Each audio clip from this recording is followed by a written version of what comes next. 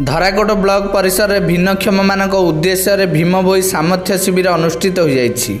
एही शिविर में मुख्यतः भिन्नक्षम मान वार्षिक आयव्यय प्रमाणपत्र, जातिगत आवासिक प्रमाणपत्र, जमीपटा प्रदान, क्षमता बुद्धि तालीम, वाणीश्री वृत्ति प्रदान, भिन्नक्षम भत्ता व्यवस्था और खाउटी कार्ड, ऋण प्रदान सह मुख्यमंत्री साहाय्य पांठिर विनियोग, ग्रामीण आवास योजन सामिल करने, बस पास, ट्रेन पास प्रदान और भिन्नक्षम मान स्वास्थ्य परीक्षा प्रभृति विषय उपर गुरुत्व आरोप करा जायथिला।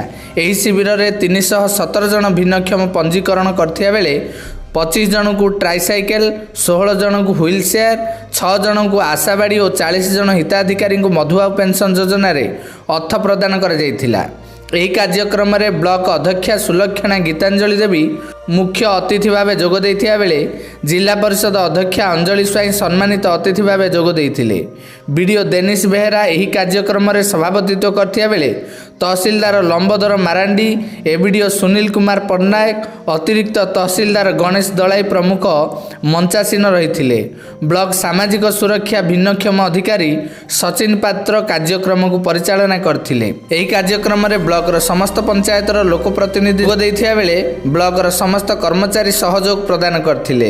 ବିଭିନ୍ନ ବିଭାଗର ପଦାଧିକାରୀ ଶିବିରରେ ଉପସ୍ଥିତ ରହି ଭିନ୍ନକ୍ଷମ ମାନଙ୍କୁ ସହାୟତା ପ୍ରଦାନ କରିଥିଲେ। भीम भई भिन्नक्षम सामर्थ्य शिविर अनुष्ठित होती आमर जोटा ऑनलाइन रोचे भत्ता एवं जेहेतु ऑनलाइन अच्छी आधार मैंडेटरी रोचे तेणु डॉक्यूमेंट बेसिस रे किसी लोकंर हो पारुनी कहीं जो मानकर 18 वर्ष ऊर्ध हो जाइए से मैंने ऑनलाइन रे प्रोसेस कला बेलू तांकर आधार हो पारनी तो से केस रे आमर प्रोसेस है आम डॉक्यूमेंटेशन करके आम गवर्नमेंट को दौचु से मैंने सब कलेक्टर लेवल को गला से सांक्शन होकर आसले आम ऑफलाइन मोड रे देवार व्यवस्था रही। देखो कैंप हूँ गोटे दिन रखा हो कहीं लार्ज स्केल रे आमर जो मैंने रही जाइए से कोऑर्डिनेट करने गोटे दिन आम कैंप रखुचु किंतु ये जो प्रोसेस यही कैंप रे आम जो सुविधा आम दौचु सब सुविधा आमर प्रतिदिन हो किंतु सेटा जेहेतु डिफरेंट डिफरेंट जगार हो हेल्थ रो सुविधा ब्रह्मपुर मेडिकल रे हो आमर ब्लॉक लेवलटा ब्लॉक रे हो तहसिलटा तहसिल रे हो एटा कैंप माध्यम कले कौन हो सब लोक गोटे जगार आमर 18टा पंचायत सब जगार लोक आसिक आज गोटे जगार सब किसी बेनिफिट पाई पारछन।